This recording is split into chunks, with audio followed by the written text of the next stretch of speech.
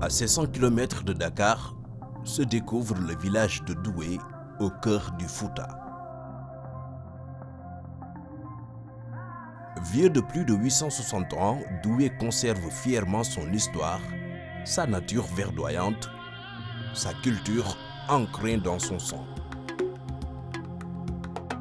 Situé à 9 km de Podor, à la croisée du fleuve Sénégal et de la rivière qui porte son nom, Doué, aussi petit soit-il, est chargé d'histoire. La légende raconte que ce lieu connu pour ses grâces favorables à l'exaucement des vœux, d'où le nom de Doué qui signifie prière, fut visité par de grands érudits de l'islam, dont Cheikh Omar Foutiyou Tall, le marabout guerrier. dex gii nag mooy fleuve diggante Mauritanie ak Sénégal frontière bi ci digg dëkk rek la yem Sénégal Mauritanie ci digg dex gi la yem Sénégal ci digg dex gi la yem fii ba Ndar dex gi nag dafa jógee Ndar fu penk la jógee ba Ndar dafa ñëw ba tudd la bud am benn dex bu jàdd ci dex gi jaar nii romb dëkk bi parce que dëkk bi ci île la nekk benn dex moo nekk côté bi benn bi nekk fii. Sous la forte canicule de Doué, le fleuve Sénégal se dévoile à perte de vue. Ce don du ciel a longtemps servi à la pêche artisanale comme activité secondaire de ce village poulard niché au cœur de l'ancienne province du Toro.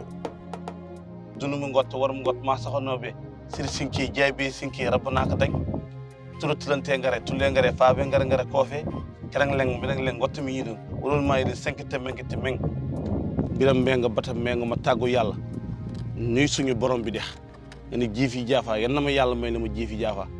C'est une façon pour Ousmane Diop de se protéger contre les mauvais esprits qui peuplent le fleuve.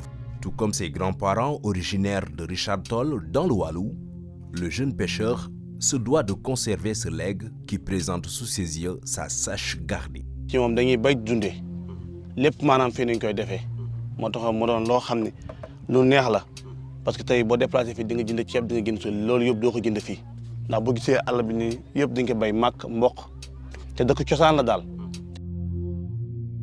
Peuplé par ses 3800 habitants et malgré ses richesses naturelles, Doué vit le paradoxe de l'abondance. Un village à fortes potentialités économiques, mais fortement éprouvé par la pauvreté.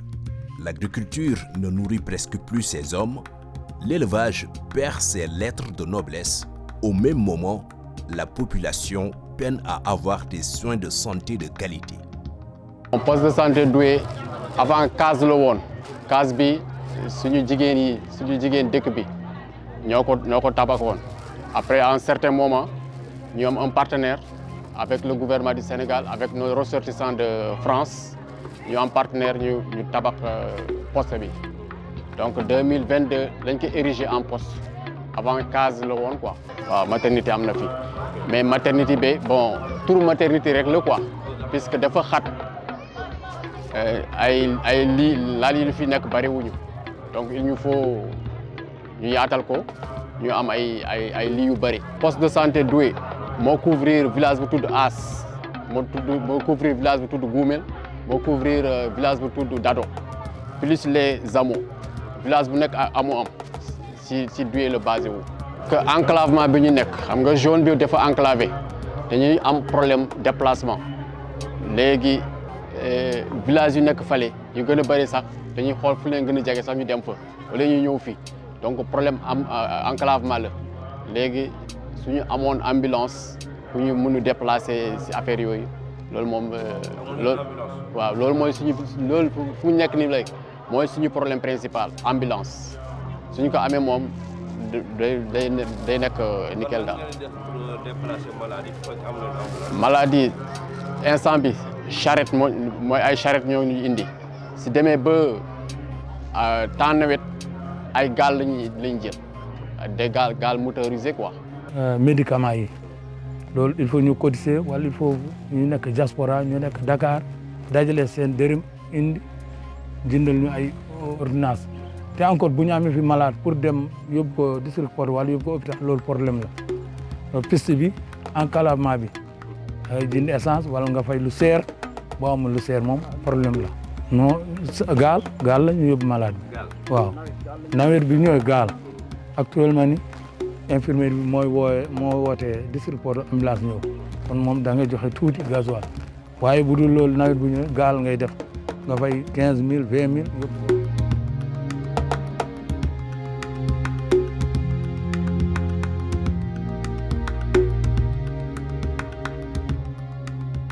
ñun soble bi amuñu ay magasin de stockage yuñ koy stocké fii pour ñi nga xamante ne nguur gi moo ñu ko defal pour boo góobee sa soble nga mun ko si denc calculer jiw bi dafa seer engrais seer gasoil bi ngay jënd seer dégg nga da ngay fay say baykat nga fay say emploi ba des rek jaay nga bàyyi noonu mu yàqu xam nga loolu tamit bu yàggee da ngay découragé loo moo tax ñu bëri di jógee fii di dem si gaal yi te ñun Fuuta ñu ngi yor suuf bi nga xamante ne spécial baax na macha allah képp ku ko gis da nga koy gis da ngay bugg boo bayee da ngay am wante boo amul mooy nag ngay bayee.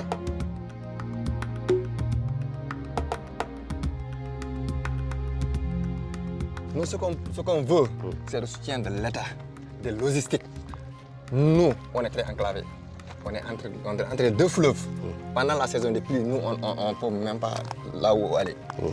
On cultive, on ne sait pas où amener.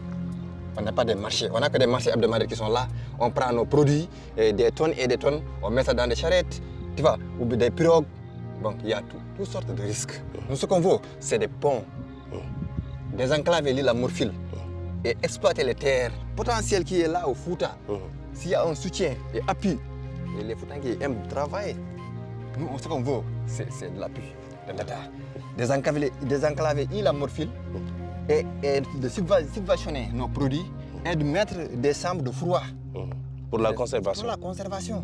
Parce que ça, si tu récoltes ça, il n'y a que des marchés hebdomadaires qui sont là. Tu n'as pas les moyens de déplacer ça pour aller à Dakar, on est enclavé. On est obligé de d'amener ça à Podor, ou au marché hebdomadaire de Tchiliboubacar, ou les marchés qui sont là à côté.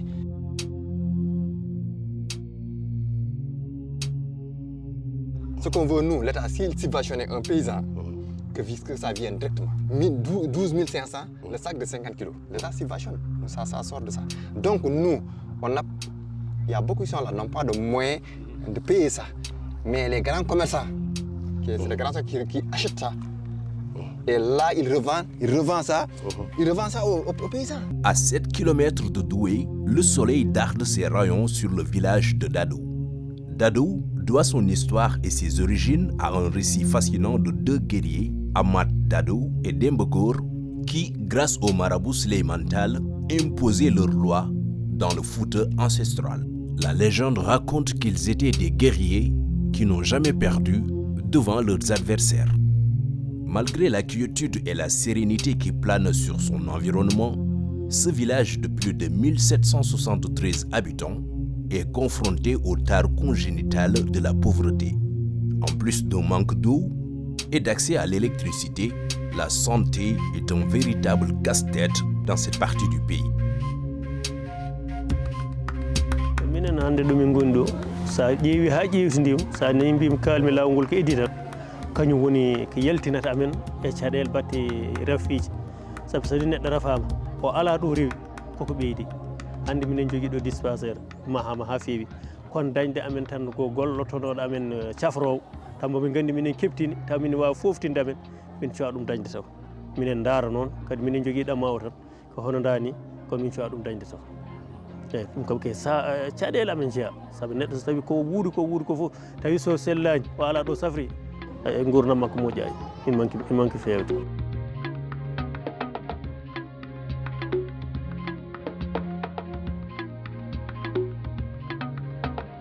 so tawi so min cohli yaade Douyi ma jomum ƴettuɗo saret aɗen saret kam hono wayi wade foof ene waɗi caɗele e lawol ngol ko puccu dogata fewani ko ha min jaaton e Douyi safra walla so ɗum ala min ƴettuɗo laana motor yaha ñanga yawta ha Podor tawi ndugari ko laana tan yahata wallahi no woodi min dañi ɗo ka ganda on ɗon jafe ne ronki yaade ke ndungu wonno ha ɓiɗɗo ma e reedu ndu min ƴeewi laana ka ala essence min jawti ga e ñanga min tawi laana ñanga ka hayi laana ñanga ka hayi nde ko ɗo tan hade min gonde caɗele amen ha min battini kadi telfinde Podor e mbin feere fof no min mbaɗi yo min mbaɗ feere min gaddam kono noon hanti wonno min dañani lawol ɓiɗɗo watti ndifmayde reedu ndu.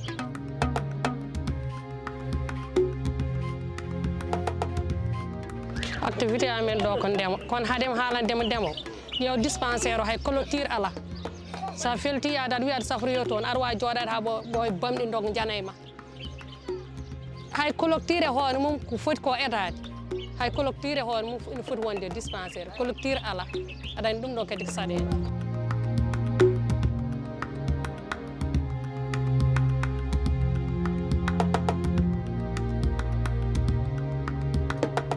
kurakol yonani amin jogui ndiyam yonani école o minen puɗɗo fiide muuluji ala ko dartina men hay batte wona basal min jinno wadde clôture école a hawta saabu minen ɗo ko jawdi woni ɗo hakkude beyi e baali e bammi te sukaɓe janggoɓe toon sukle so woni nder en jangga hasko ko wawi wonde jangde fof tatan wonani ɗum waɗi en sécurité hakkille wonta e jangde nde no fotiri ni no watte ni en même temps classe uji école amin ɗiɗo depuis 94 ha joni oɗo école min jogui min ngala école goɗɗo min mana goɗɗo min jeeyani goɗɗo te min population poɗɗo janggude hen ɓuuri wonko école laaɓi. Comme dans beaucoup de villages de Fouta, Doué garde fièrement sa culture comme étendard comparatif. À l'image du défilé de chevaux, de la danse au rythme de tam-tam, signe d'un accueil chaleureux réservé aux hôtes, le henné fait partie également du patrimoine immatériel de la population de Doué en particulier, du Fouta en général. Prisé par les dames en raison de ses vertus, la teinture au henné met en valeur la beauté de la femme pulaar. lii moo ngi représenté pulaar aada la aada boo xamante ni day génne sañse jigéen boo defaree fuddan soo soloo ba taxaw buñ la xoolee dañuy xam ne yow ci aada pulaar nga bokk dégg nga dañuy xam ne yow ci aada pulaar nga bokk te liy génne sañse jigéen dafa baax dafa rafet daal moo tax ñuy préféré boo kiiyee ngay fuddanu parce que fuddan dafa baax du taar kese mais fuddan day faj ba pare fuddan nee nañu boo fuddanoo nii tey ji ñaanu ko yàlla tey boo génnoon àdduna ak fuddan directement àjjana nga jëm dañuy jënd kol bi woo ku lay koleel mu koleel la su la koleele booy kole nag sa tànk du niin du ñaq danga koy raxas ba mu set du am benn diw waaw ñu mun ko kole pour kor bi jàpp su ko defee ñu jël fuddan bi fuddan garab la mais dañ koy wal ba mu nekk pëndax su ko defee ñu mun koo jël utiliser ko su la neexee mu xonq bu la neexee mu ñuul li koy ñuulal tamit am nañ ko dañ koy jaxaseeg doomu taal boo dindee fuddan bi nii nga def si toog ay quelques secondes dindi ko mu ñuul kukk muy taaru jigéen si maam yi daal lañ ko jëlee fekk ko fii boobu ba tey nag ñu ngi koy saxal doom yu ndaw yeeg ñëpp la ñuy fuddan macha allah. Sous l'or du soir qui se voile, Doué et ses environs offrent une quiétude des plus apaisantes. Béni par le ciel, caractérisé par son histoire et sa culture fascinante, le village pulaar dort tranquillement, espérant de revoir le lendemain le soleil de l'espoir briller sur ses concessions.